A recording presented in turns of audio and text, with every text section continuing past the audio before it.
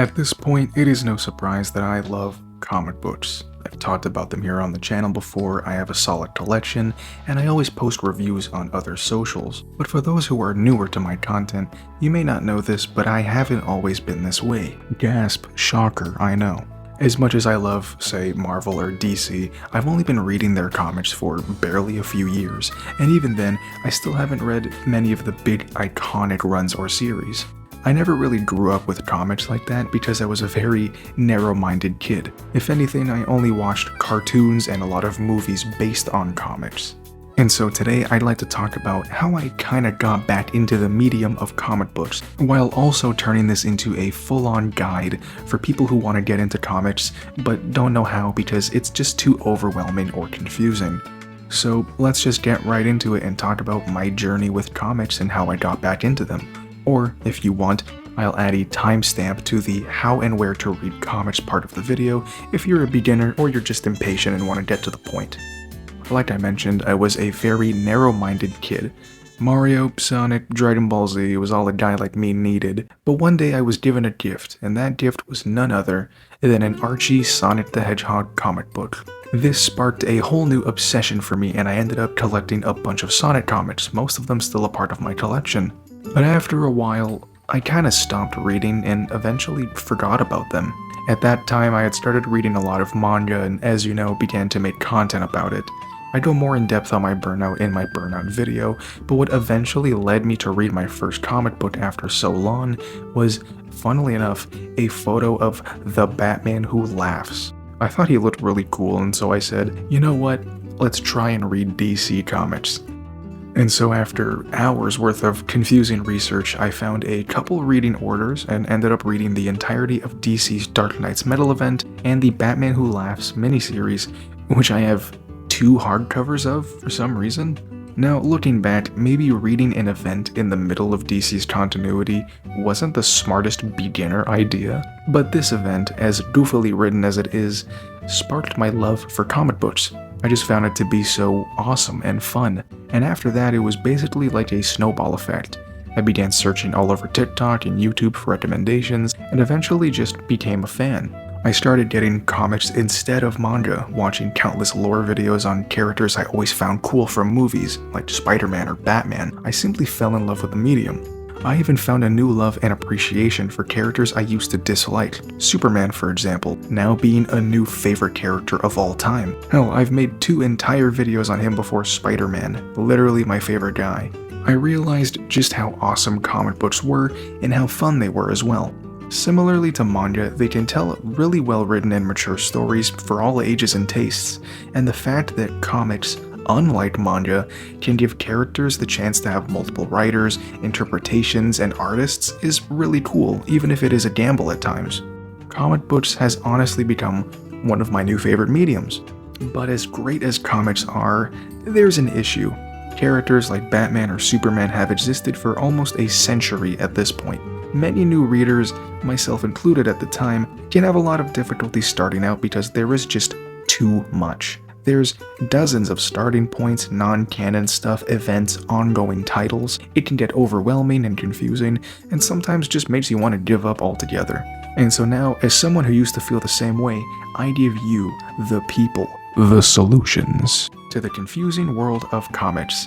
How to read them, and even where to read them, and it's actually way easier than you think. So before you start reading, just Google it. If there's a character you're interested in, just search up that character and best comics afterwards. Yes, you'll probably get recommended a very long run, but most characters also have short self-contained stories which can be just as good. Or just read the ongoing series. You may like it, who knows, it won't kill you. Or better yet, use social media. Now, in my experience, the comic community has been really friendly, and places like YouTube, TikTok, or even Reddit, surprisingly, can be a lifesaver. There are so many creators who post reading orders or recommendations, it's just super helpful. Near mint condition has always been one of my favorites when it comes to reading orders and stuff. Their comprehensive read order videos are some of my favorites, and have helped me a lot with characters like Green Lantern or Superman, and their TikTok is also great. I love Uncanny Omar's videos. You can also get the Geeks app, which is essentially a Twitter letterboxd hybrid for comic fans. Literally just an app for logging, reviewing, and discussing comics and nerdy stuff. There's a lot of nice people there on the app, and I post a lot there sometimes as well. There really isn't any wrong entry points for a lot of characters in my opinion, and I personally found a lot of my favorite stories by just researching like this. Nothing wrong with picking a character and searching for their best stories, but I also recommend doing that same thing for specific writers. Read a good comic and you like the writing? Search what else they've made. But now we get to the how part for different types of comics. How do I read comics? This part will be much more in-depth because I could have really used a video like this when I was new. Now, comics actually have a bunch of different formats. For stuff like manga, you have just an average tankobon volume and sometimes a hardcover or 3-in-1. But for comics, there is much more, and I want to talk about them. I want you to know your terminology. First up, you have single issues, or some people call them floppies. This can be purchased at a local comic book store if you have one. If you don't have one, or if it's far away like me, there's also many online retailers that sell books. I know in America there's stuff like in-stock trades or organic priced books. There's a few Canadian ones as well, but I haven't tried them yet. Next up is trade paperbacks, easily one of the best ways to collect comics personally. A trade paperback, also known as a trade or TPB, is like taking all of the floppy comics and stuffing it into a single book. Trades come in many different shapes and sizes, but are the best to purchase if you want to try a new series out. For example, I own the first volume or trade of The Immortal Hulk. It comes with 5 issues and bonus material from Avengers.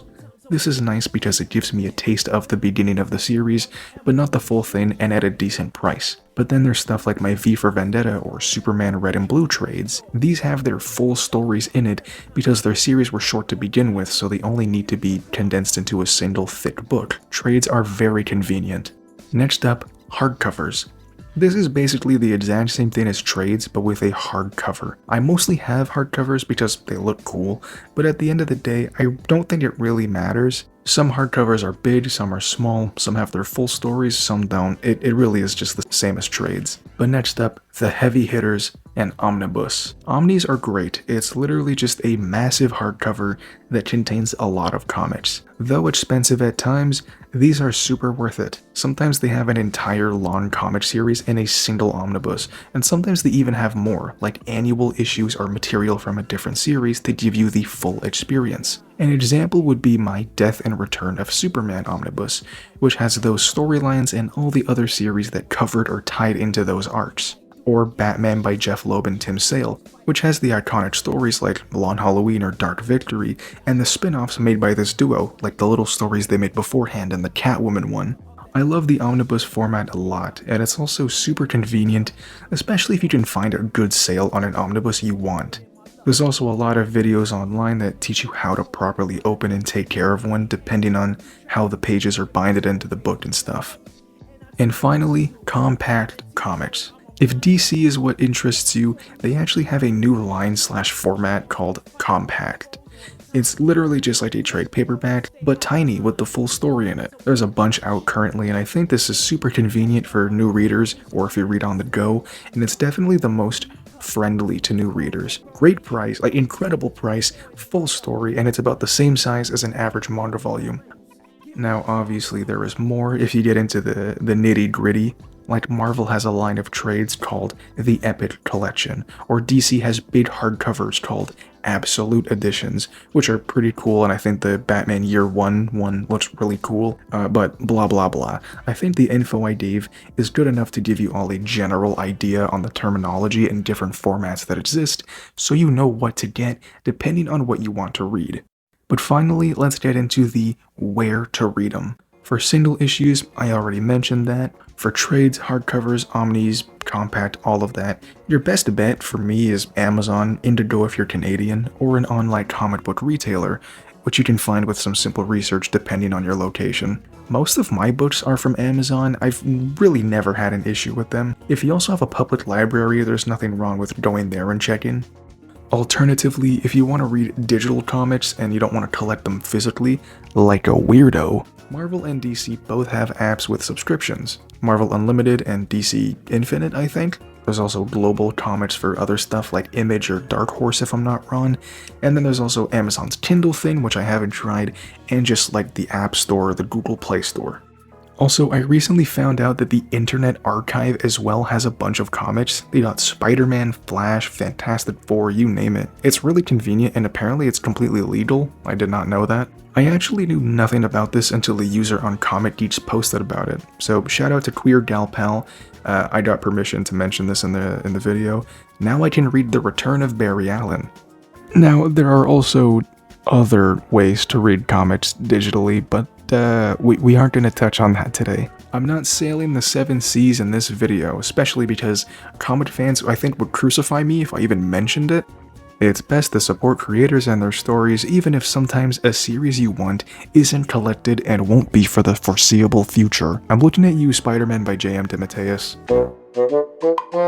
Like I said before, I really could have used a video like this when I was new to comics, because a lot of my favorite stories now are from the greatness that is that. And that's another reason why I started a series of shorts called Quick Comic Reviews on here and TikTok, which are spoiler-free for new readers. Comic books, though confusing at times, can be awesome, and if I have one last bit of advice for you readers, I strongly recommend trying something you wouldn't usually go for. Though I did say that for any medium. Some of my favorite comics are from characters I never really cared for, like Hawkeye by Matt Fraction, The Last Ronin, which is a Ninja Turtle story, Wade and Where Ingo's Fantastic Four, series that are also insanely great for new readers. But my main point is, comics are awesome. And though you might have a lot of difficulty with them and get confused about timelines and writers and legacy numbering and different volumes, yada yada yada, you'll eventually start to understand it. And hey, if there's something I didn't mention in this, or if you just have great tips for new readers, feel free to put stuff in the comments, and I'll do my best to respond. Whether you're a new reader or viewer or not, I hope you enjoyed this video because I gotta indoctrinate my viewers into reading comics. I will convert you all into comic fans.